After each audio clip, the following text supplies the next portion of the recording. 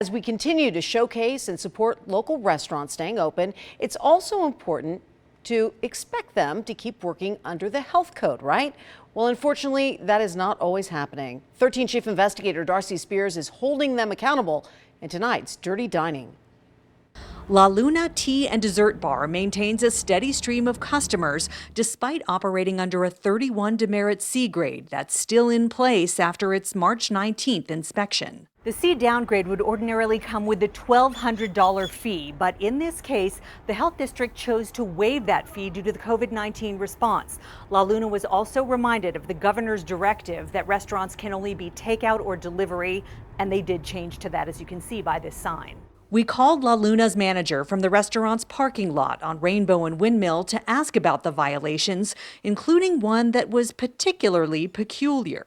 And can I ask you about the issue with the cocoa butter from a beauty supply store being used as an ingredient for pastries? Health inspectors found 2 containers of cocoa butter from Hansi Beauty in La Luna's kitchen. According to the health report, it was labeled for use on dry and chapped skin, but not as a food ingredient. Manager Dana Way refused to speak on camera, but told me over the phone that the manufacturer says the product is food grade, and they plan to discuss that with the health district upon reinspection next week. Can I ask why you guys were using that? Is there not an equivalent actual food ingredient that serves the same purpose?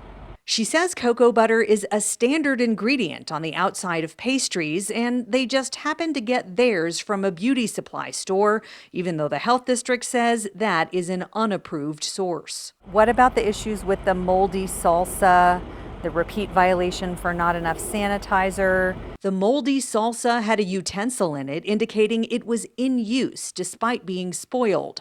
There were also dirty wiping cloths on counters, a heavily stained cutting board that was no longer cleanable, a food handler washing dishes without sanitizer, and household pesticide in storage, which inspectors found indicative of possible pest issues. You're fixing it right now? The manager says they've only been open for a year and are still trying to get up to speed on all the health code regulations. Starbucks on Rainbow and Oakey was shut down for an imminent health hazard on March 16th.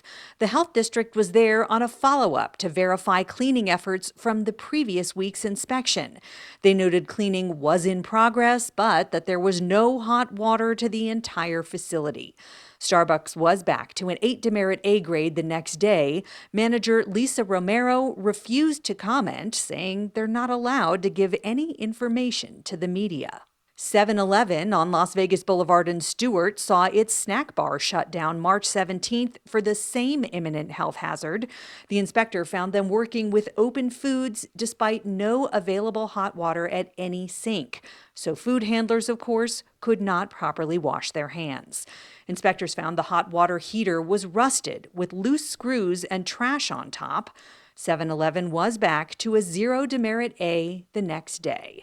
Darcy Spears, 13 Investigates.